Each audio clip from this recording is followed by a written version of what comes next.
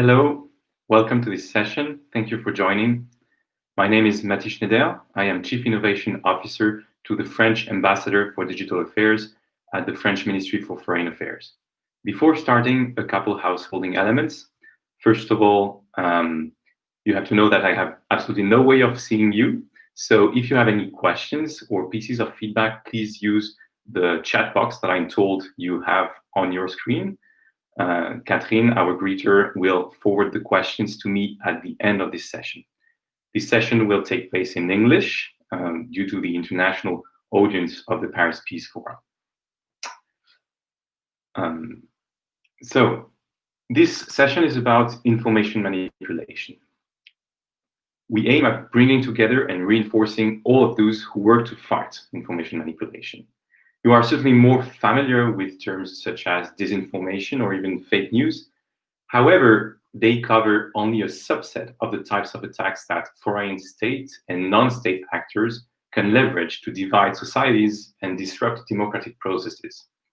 Earlier this year, we even saw new terms emerge, such as malinformation, to describe slight variations of attacks and campaigns. In order to have a more stable vocabulary and be able to define jurisdiction and regulatory instruments that are stable over time, France uses and recommends the use of information manipulation as a wider umbrella term to cover all sorts of voluntary distortion of information. This is why I will be using this term throughout this presentation, and of course, encourage you to use it in your own. Just to make sure that we have a shared understanding of what we mean by this term and the other ones that might be more specific, let me just give a couple examples of some of the most well-known campaigns. Of course, the 2016 United States presidential election and the Cambridge Analytica scandal was one such example that made information manipulation appear on the first stage in the world, with micro-targeting of political advertisement, leading different constituents to see different messages that can shatter the shared reality based on which they could define their electoral intuitions. Another example is the crisis of the Rohingya refugees, where the Myanmar military junta spread false information on social media to justify and encourage violence against the refugees. So we see how such information manipulation can aim either at framing the debate over a longer time period, poisoning the relationship between different communities, and thus destabilizing democratic institutions, which of course rely on mutual understanding and common representations. On the other end of the spectrum, however, they can also aim at creating physical chaos in the short term. Some of the more frightening examples include remote organizing of gatherings from opposing sides who might be violent in a social conflict at the same time and place in the hope for a violent outcome. Or only in the digital realm, sock puppet accounts pretending to hold opposing views and representing the worst archetype of each community, hoping to make the worst come out of actual actors.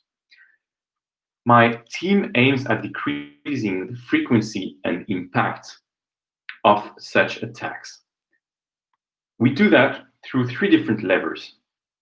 We influence regulation so that it is efficient and proportionate in decreasing the amount of manipulated information that an individual is confronted to on a daily basis.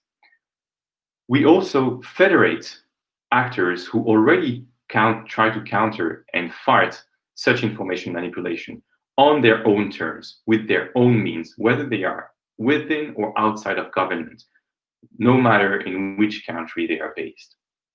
And we also build digital tools. This is why this session talks about digital diplomacy. Of course, we use the standard tools of diplomacy, but we also leverage the power of the digital by creating tools to equip these actors and to define a better data-driven regulation.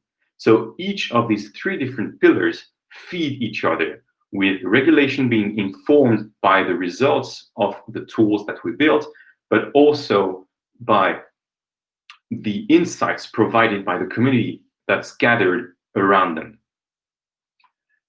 Let me give you a couple examples by sharing my screen of what we have done.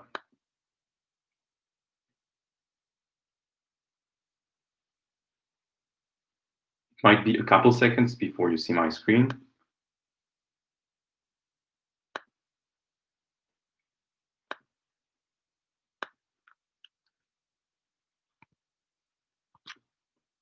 You should now be seeing my screen. If not, please inform the greeter in the chat box. During the European parliamentary elections last year, we started by trying to find ways to measure, to detect the possibilities of information manipulation.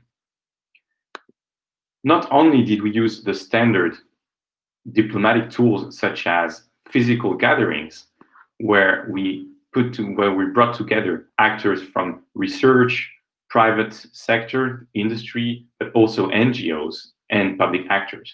We created tools that enabled us to measure and detect bots on social media.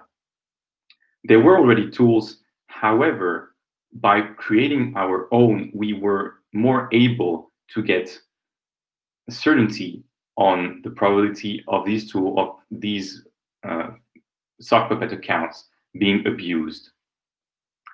This also enabled us to improve the trust we had in tools provided by other actors. We integrated this tool, as well as others provided by the community, in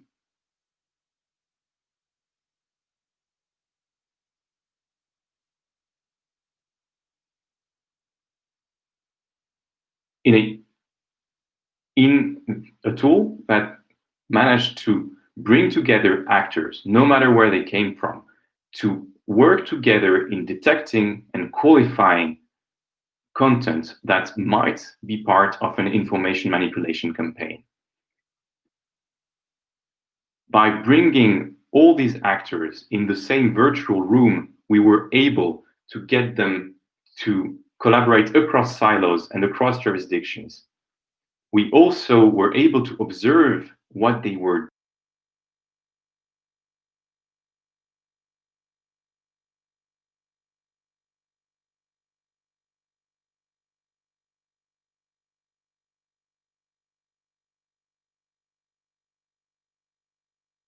actors who were already engaged in information manipulation countering. We also made an alliance with the wider public. For example, in order to detect possible abuse of political advertisement, we created a crowdsourcing interface that presented users with political advertisements made visible on Facebook and allowed them to classify these advertisements based on whether they could potentially be breaking French law under which political ads are allowed or not. We also were able to measure that political ads were removed from the archives that supposedly allowed researchers to follow their evolution and potential impact over time, thus reinforcing the ability of researchers to negotiate with platforms and of regulators to understand the sorts of transparency that might be needed from these actors.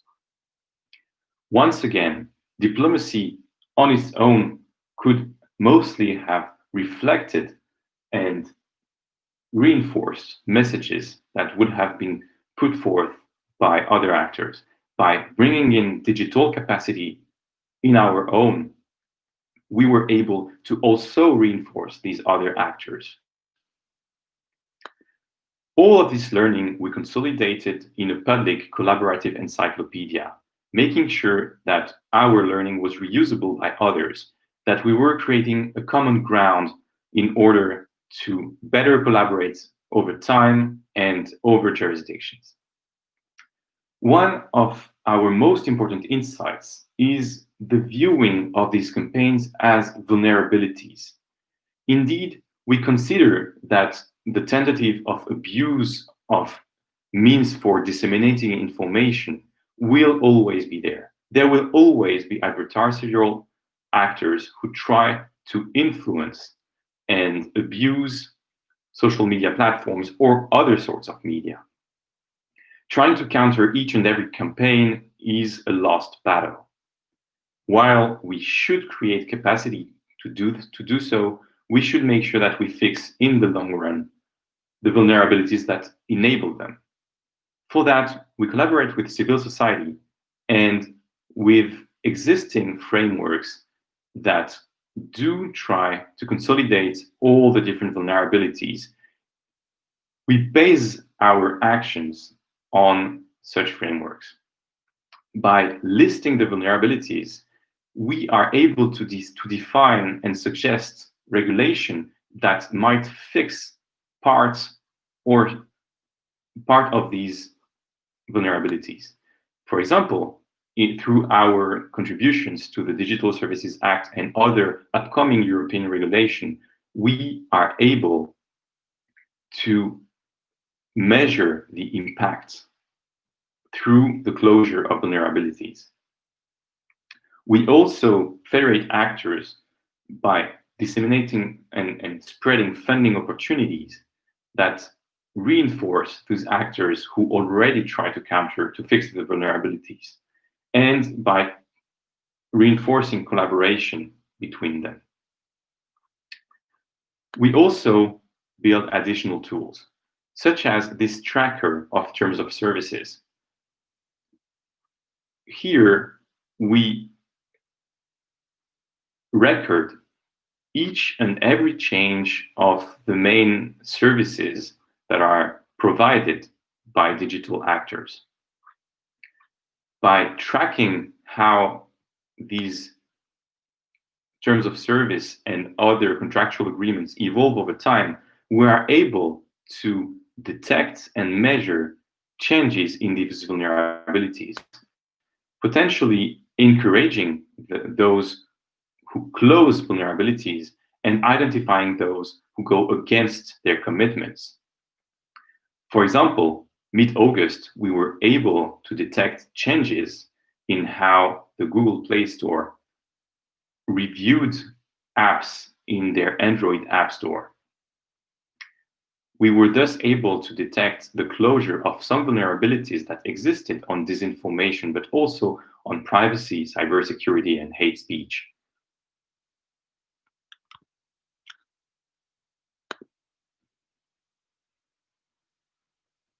All of these elements help us build better legislation, help us reinforce actors, bring more transparency to all these actions. And that's how we believe we can make the information ecosystem more resistant and more resilient to information manipulation. We would love to have you join us. You can, of course, use our tools. They are all free to use and available for public access. We would also love to have you join the gatherings that we ourselves recommend or organize. And we are always eager to hear suggestions on regulation and other legal instruments that we could forward within our own government ecosystem. You can visit our booth or our website. Both links should be available on the interface that I hope you have. Thank you very much. And I'm now listening to your questions, or rather reading the questions that will be coming through the chat. Thank you.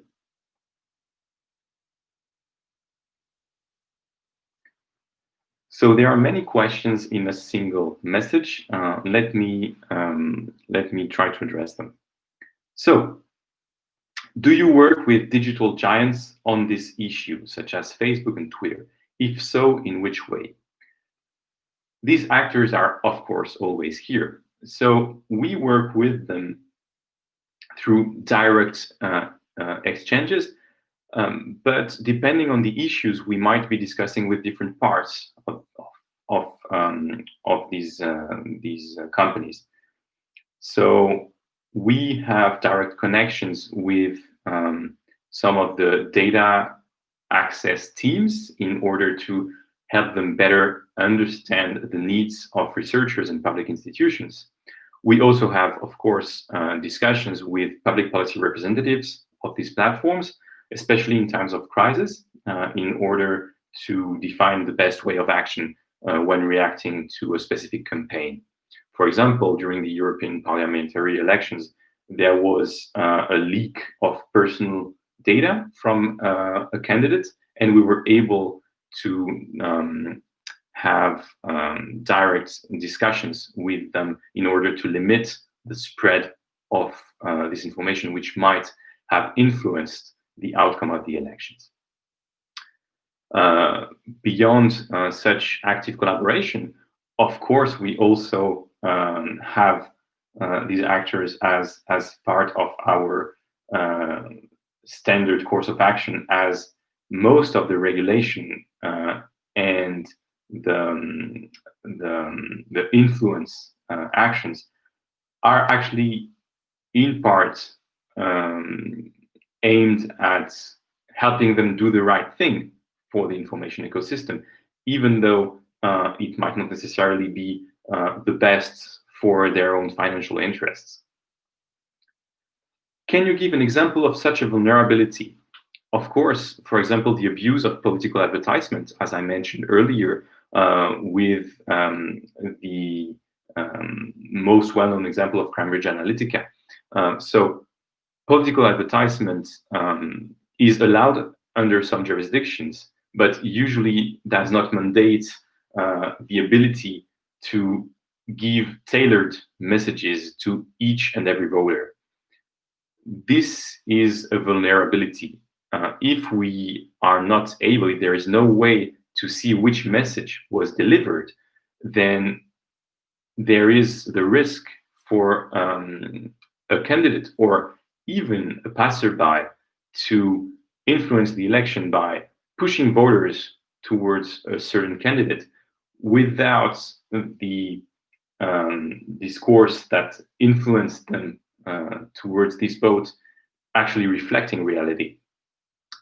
And to give a further example on the abuse of political advertisement, in France, for example, political ads are entirely forbidden within 6 months of the election. So using political ads under this jurisdiction is by itself an abuse. What concrete actions did you take against such vulnerabilities? So we publicly reported on some of them, or as I mentioned earlier, we were able, when we detected abuse exploitation of these vulnerabilities, to directly exchange with the platforms when there were blatant cases. These are only punctual responses, and we of course need more systemic ones, where regulation and collaboration are key for a longer-term response. Who are the main countries behind these disinformation attacks? I see now that there are new questions coming in, so who are the main countries behind these disinformation attacks? Well, there are the usual suspects, but honestly, the aim of this presentation is not to name each and every country. We believe that as long as vulnerabilities are open, there will always be actors who try to weaponize them. So, of course, the actions of the bigger players have been documented, but we see more and more smaller actors emerge as well, as the playbook of exploiting their vulnerabilities is getting more common. So really for us, it is not a matter of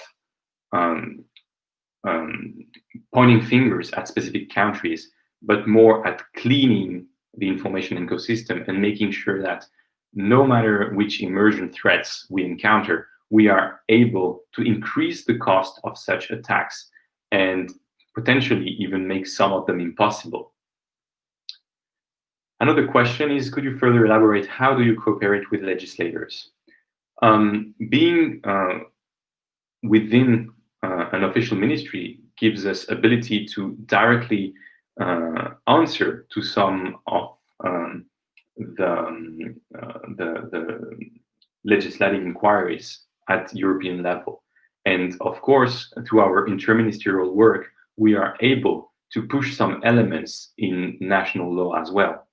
So but our cooperation with legislators is made extremely easy by our position within government. We are actually on the road in any case, on the path, for cooperating, even though we do not legislate ourselves. Another question is, what are open challenges in legislation today in France or abroad? One of the difficulties is in finding the appropriateness, the proportionateness of the legislation.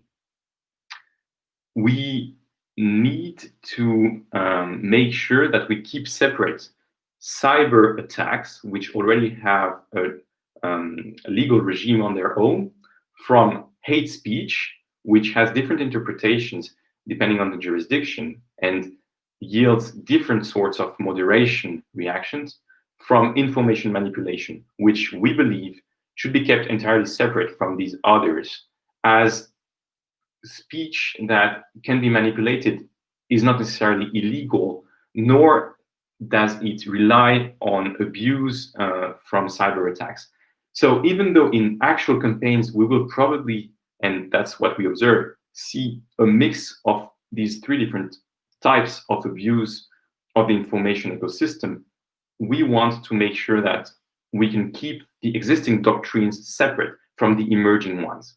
So one of the open challenge is in keeping these boundaries clean. Another is definitely in the lack and the need for defining a common vocabulary. You have heard how I mentioned information manipulation. We have a few other elements that we want to push for, and that we hope can reinforce this notion of keeping three different aspects separate. And of course, another one of the challenges is the strong differences that there can be in every jurisdiction for some of the vulnerabilities. I've spoken a lot about political advertisement, even though this is not necessarily the most abused vector. It makes for a good example, so that's why I've mentioned it repeatedly. It is also a very good example of the fragmentation of jurisdictions. As I mentioned earlier, in France, for example, political advertisements are entirely forbidden, which is quite an exception. In some other cases, it might be that there are simply spending limits, or that some mediums are more strictly controlled than others. So what might be closing a vulnerability from the viewpoint of one specific actor or from one specific jurisdiction might be a major change in the way democratic processes are handled within another. This is one of the main challenges. And I think this will be the final question, as I was told that we would be cut quite abruptly at the end of this session, which will be in a few minutes. What is the road ahead of your initiative? Well, the road ahead is in gathering more actors, in getting more of them to use the tools that we have provided and feed their usage back to us, so that we can federate even more. We believe that by understanding better the different contexts, we might overcome most of the challenges in the legislation that I mentioned earlier. And that by getting critical mass, we might be better at influencing the bigger platforms, but also regulators, so that they take into account all the specificities of information manipulation in their own way forward. And unless there is another question, I think that will be all from us. So once again, please check out our website, and we will be reachable in our booth for the rest of today. Thank you very much, and enjoy the rest of the Paris Peace Forum. Goodbye.